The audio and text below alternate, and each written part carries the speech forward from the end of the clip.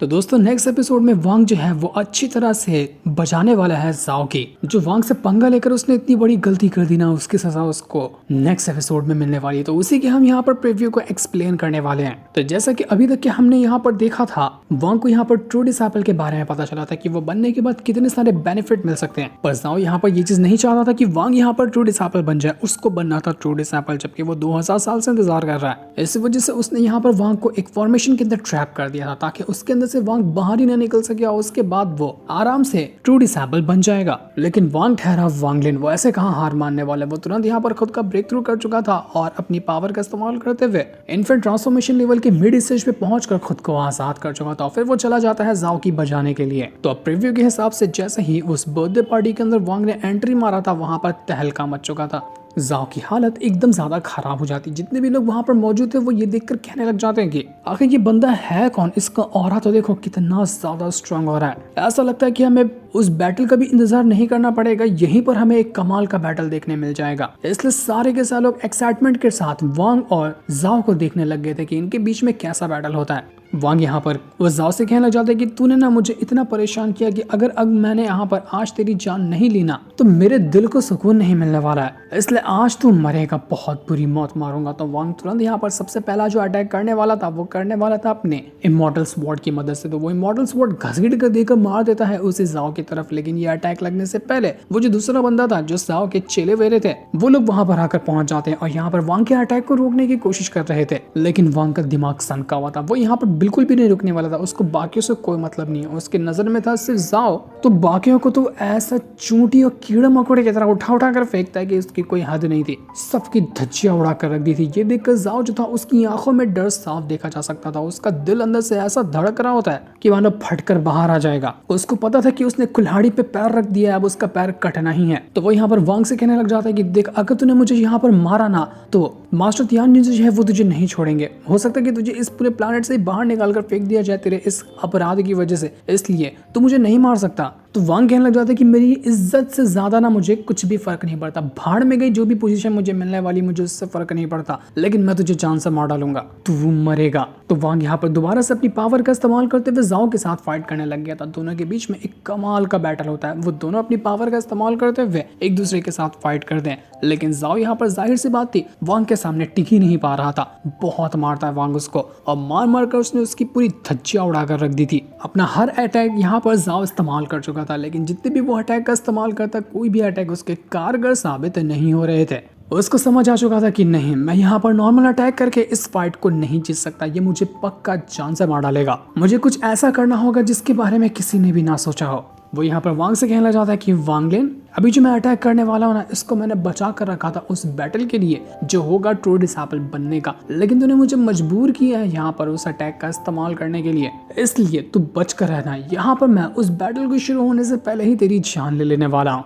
तो वो तुरंत यहाँ पर अपनी पावर का इस्तेमाल करते हुए किसी तरह की डिमोनिक टेक्निक का इस्तेमाल करना शुरू कर चुका था। और जैसे वो अपनी डिमोनिक टेक्निक का इस्तेमाल करता है, एक अजीब सी मॉन्स्टर जैसी स्पिरिट उसके सामने आ जाती है, जो कि अजीब मॉन्स्टर और डीमन का मिक्सचर लग रही थी। और असल में ये होती है उसी जाओ की एक स्पिरिट। जिस तरह से हो सकता है कि वो उसकी मार्शल स्पिरिट होगी और उसी को उसने यहाँ पर समन कर लिया था। लेकिन ये नॉर्मल मार्शल स्पिरिट नहीं थी, डिमोनिक पावर वाली मार्शल स्पिरिट थी, जो कि इस्तेमाल करना यहाँ पर नॉर्मल डिसाइपल के लिए अलाउड नहीं होता, क्योंकि नॉर्मल डिसाइपल अपनी हेवन की टेक्निक इस्तेमाल करते हैं, लेकिन डीमन की टेक्निक इस्तेमाल करना उनके लिए सही नहीं है। पर जाओ को कोई फर्क नहीं पड़ता, उसने यही टेक्निक छुपा कर रखा था दुनिया से, तो उसी टेक्निक का वो इस्तेमाल करना चाहता था वांग के ऊपर, ताकि वो वांग को जान से मार डाले। वो स्पिरिट जो थी वो बहुत ज्यादा खतरनाक नजर आ रही थी। वांग जब यहाँ पर देखता है उसको, तो वो भी हैरान रह चुका था कि कितनी अजीब सी डिमोनिक स्पिरिट है। उसकी आंखों में एकदम गुस्सा था उस स्पिरिट के लिए, और उस स्पिरिट की जो आंखें थी वो उस इंसान से मैच करी थी जो आया था ली मुआन की सोल को ले जाने के लिए। हेवन मैसेंजर आया था ना उसको लेने के लिए, तो दोनों की आंखें मैच कर रही थी। तो इसी वजह से वांग की जो गुस्से वाली मेमोरीज थी पुरानी ली मुआन से जुड़ी हुई,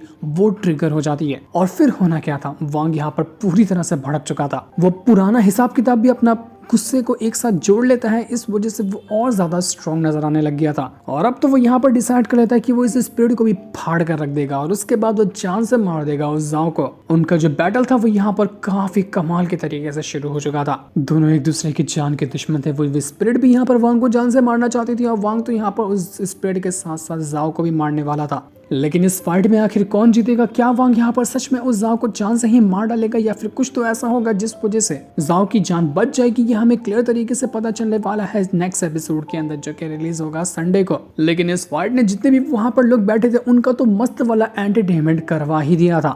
इसके बाद प्रीव्यू के अगले सीन में हम यहाँ पर उसी लड़की को देख पाते हैं जिसने यहाँ पर वांग को उस फॉर्मेशन के अंदर ट्रैप करने की कोशिश की थी। वांग उसके पास भी पहुंच जाता है, ऐसा लग रहा था कि वो उससे भी अपना हिसाब किताब पूरा करना चाहता है कि आखिर उसकी हिम्मत कैसे हुई कि उसने यहाँ पर वांग को फॉर्मेशन के अंदर ट्रैप किया। तो वो लड़की यहाँ पर वांग से कहने लग जाती है कि देखो वांग, मेरी कोई गलती नहीं है, मैंने तुमसे भी पहले माफी मांगी थी कि जो मैं कर रही हूँ ना मजबूरी में आकर कर रही हूँ, ना मेरे से तुम्हारी कोई दुश्मनी, ना मैं तुम्हें नुकसान पहुंचाना चाहती हूँ, इसलिए मुझे माफ कर दो। तो वांग कहने लग जाता है कि ऐसा कैसे माफ कर दो? कोई मेरी जान लेने की कोशिश करे और उसको मैं यहाँ पर माफ कर दूं? मुझे वो तुम टेक्निक सिखा दो जिस टेक्निक का इस्तेमाल करते हुए तुमने मुझे अचानक से ही फॉर्मेशन के अंदर ट्रैप किया और बहुत दूर जाकर उस फॉर्मेशन के वर्ल्ड के अंदर फेंक दिया था। मैंने महसूस किया कि तुम मुझे एकदम स्पीड से टेलीपोर्ट करके भेजी थी उस फॉर्मेशन के वर्ल्ड के अंदर। तो क्या तुम मुझे वहां पर वो टेक्निक दे सकती हो जिसकी मदद से एकदम रफ्तार के साथ मैं एक जगह से दूसरी जगह जाकर टेलीपोर्ट कर सकूं? अगर तुम मुझे वो टेक्निक देने के लिए तैयार होती हो ना तो मैं हो सकता कि तुम्हारी जान यहाँ पर बख्श दूं। मुझे वो टेक्निक चाहिए। ये सुनकर वो जो लड़की थी वो यहाँ पर सोच में पड़ चुकी थी कि वो करे तो करेगा, लेकिन उसको भी पता था कि उसके पास दूसरा कोई ऑप्शन नहीं है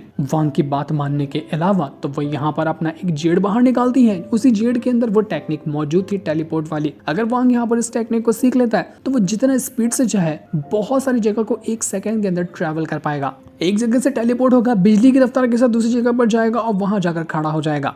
इस तरह की टेक्निक थी उस जेड के अंदर जिसको अब यहाँ पर वांग को सीखना था। वो उसको सीखेगा तभी यहाँ पर इस टेक्निक का अच्छी तरह से वो इस्तेमाल कर सकता है। तो वांग यहाँ पर उसी टेक्निक को सीखने के काम पर लग चुका था जो कि बहुत ज्यादा मुश्किल नजर आ रहा था। इसके बाद प्रीव्यू के अगले सीन में हम यहाँ पर उसी बर्थडे पार्टी का सीन देखते हैं जो कि आगे कंटिन्यू हो रही थी। यहाँ पर मास्टर तियान युनजी जो होता है वो इस पार्टी को कंटिन्यू करवा रहा था, लेकिन यहाँ पर ये पार्टी कंटिन्यू हो पाती इससे पहले हम यहाँ पर अजीब सा एक फॉर्मेशन बनता हुआ देखते हैं और फॉर्मेशन के अंदर से एक बंदा बाहर निकल कर आता है। ये बंदा हमें पहले भी दिखाया गया है। अगर आप लोगों को याद होगा तो एडर जाओई और टिंगर जो थे उनसे फाइट करने के लिए एक बार एक बंदा आया था ना, स्वॉर्ड सेट से वो आया हुआ था और वो वांग को भी देखकर एकदम ज्यादा भड़का हुआ था। तो वही यहाँ पर आकर एंट्री मार चुका था। वो बहुत ज्यादा गुस्से में होता है, वो तो सीधा आकर अटैक करने लग गया था मास्टर तियान जुनसी के ऊपर। और वहां पर एक और लड़की भी मौजूद होती है जो कि हो सकता है कि यहाँ पर उसी बंदे के साथ आई हुई होगी। लेकिन ये बंदा यहाँ पर आया क्यों था? मास्टर तियान जुनसी के साथ अटैक करने का इसका मतलब क्या था? यहाँ पर ये सारी चीजें हमें प्रीव्यू के अंदर क्लियर तरीके से नहीं बताई गई है। ये सब चीजें हमें पता चलने वाली है नेक्स्ट एपिसोड के अंदर। उस एपिसोड में हम यहाँ पर एक कमाल के एक्शन को देखेंगे, लेकिन उसके लिए हमें एक हफ्ते का इंतजार करना पड़ेगा, जिस दिन को दिखाते साथ ही ये वाला एपिसोड यहीं पर एंड हो जाता है। Thanks for watching.